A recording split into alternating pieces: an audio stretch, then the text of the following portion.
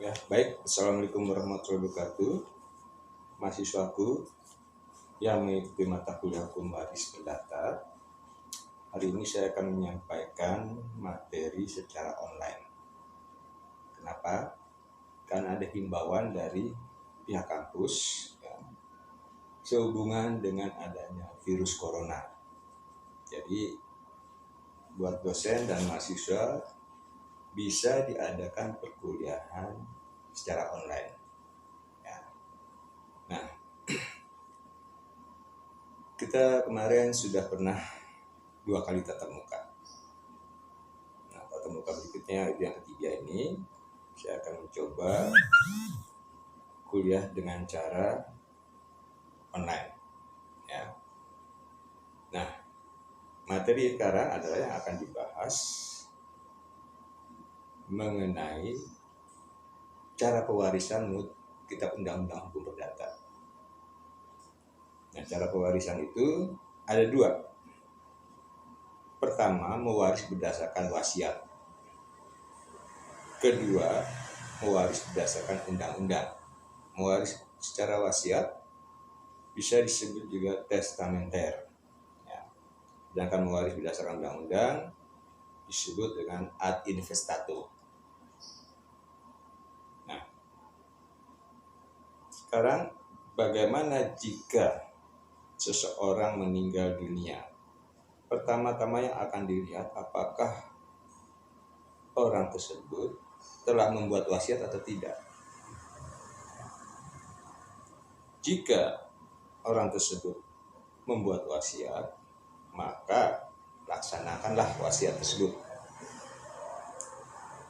Dalam Kitab Undang-Undang Hukum Perdata atau pewarisan menurut hukum perdata, wasiat tidak ada batasannya. Ya. Mau seluruhnya boleh-boleh saja diwasiatkan. Sebagian juga boleh. Tetapi ada ahli waris tertentu yang mendapat perlindungan, yaitu apa yang disebut dengan lembaga hukumnya namanya adalah legitimasi porsi.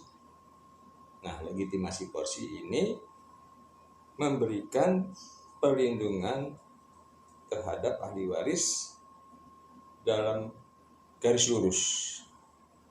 Garis lurus ini bisa ke bawah, bisa ke atas. Nah, mereka akan dilindungi oleh apa yang disebut dengan legitimasi porsi. Siapa mereka yang garis lurus ke bawah? Tentunya anak. Garis lurus ke atas, orang tua. Nah, bagaimana dengan istri atau suami yang hidup terlama? Atau saudara-saudara pewaris? Apakah dia mendapat bagian mutlak atau legitimasi porsi? Tidak. Untuk suami atau istri yang hidup terlama, saudara-saudara pewaris tidak mendapat perlindungan bagian mutlak. Ini bisa dilihat di ketentuan pasal 913 BW. Itu disebutkan pengertian legitimasi porsi, maaf. Nah, untuk materi legitimasi porsi akan diberikan dalam materi kuliah tersendiri. Nah, sekarang kita beranjak kepada mewaris berdasarkan undang-undang. Mewaris berdasarkan undang-undang ini apa yang terdapat di dalam Kitab Undang-Undang Hukum Perdata. Ya, dimulai dari pasal 852 sampai dengan pasal 858. Ya, itu yang dibentuk dalam golongan ahli waris. Mewaris berdasarkan undang-undang ini sendiri ya, tergantung statusnya. Yaitu ada 2 status ahli waris berdasarkan undang-undang. Yang pertama adalah mewaris karena kedudukannya sendiri. atau disebut Wittegenhofer. Mewaris karena kedudukannya sendiri adalah ahli waris tampil langsung karena haknya dia mendapat bagian. Jadi tanpa perantara, dia langsung mendapatkan bagiannya. Berapa besarannya? Besarannya adalah kepala demi kepala, artinya sama besar.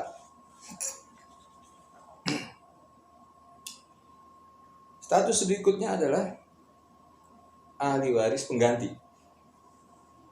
Nah, ahli waris pengganti ini baru tampil jika menggantikan orang lain yang meninggal lebih dulu. Jadi syarat mutlaknya menggantikan ahli waris lain yang meninggal lebih dulu. Nah, berapa besarnya? Besar bagiannya adalah pancang demi pancang. Jadi bisa dibedakan, status ahli waris karena kedudukannya sendiri besarnya adalah kepala demi kepala, sedangkan yang berstatus ahli waris pengganti besarnya adalah pancang demi pancang. Nah, sekarang apakah semua ahli waris ini berhak mewaris atau tidak?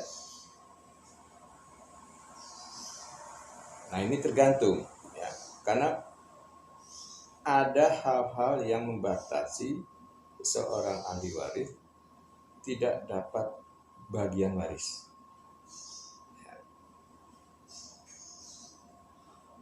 Terutama pada mereka yang digolongkan ahli waris tidak patut. Ahli waris tidak patut ini bisa diketemukan dalam pasal 838. Ya. Saya bacakan.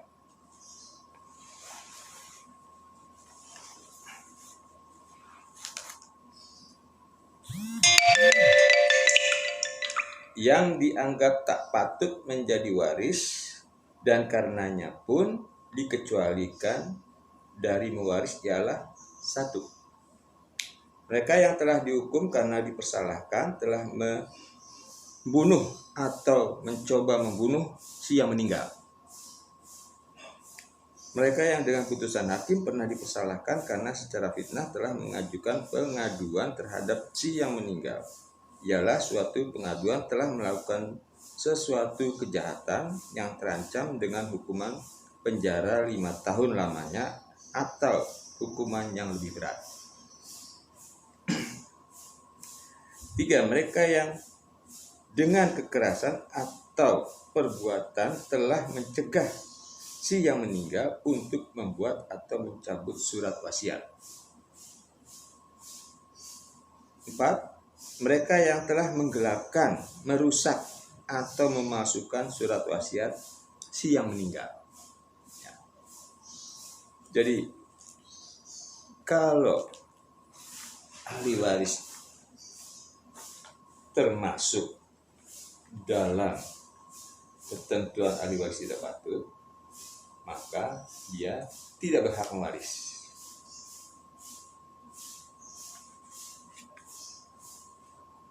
Yang lainnya juga bisa diketemukan ahli waris yang tidak memperoleh bagian warisnya adalah apa yang disebut dengan menolak waris.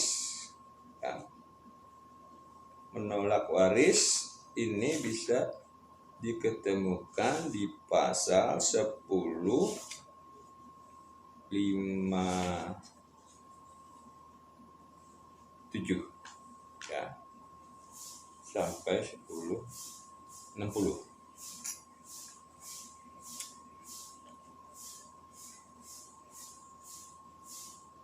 Menolak suatu warisan harus terjadi dengan tegas dan harus dilakukan dengan suatu pernyataan yang dibuat di kepanitiaan pengadilan negeri yang dalam daerah hukumnya telah terbuka warisan. Pasal 1058, si waris yang menolak warisan dianggap tidak pernah telah menjadi waris. Nah, itu aja dulu. Ya. Jadi dengan sendirinya mereka yang menyatakan menolak waris dianggap tidak pernah mewaris. Jadi ada dua ahli waris yang tidak berhak mewaris. Pertama, mereka yang dianggap tidak patut, yang terkena pasal 838 tadi, dan mereka yang menyatakan dirinya menolak waris. Ya.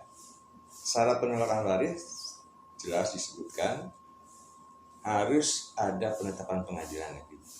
Ya.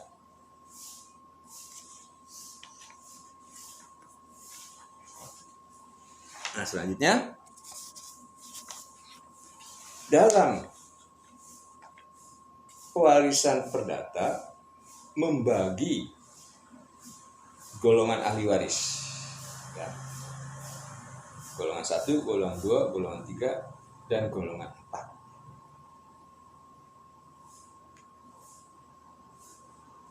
Dalam hukum waris perdata, golongan terdekat menutup golongan yang lebih jauh. Selama ada golongan 1, maka golongan 2, golongan 3, dan golongan 4 tertutup sebagai ahli waris. Siapa subjek hukum ahli waris golongan 1? Yaitu suami atau istri yang hidup terlama, anak-anak, dan keturunannya.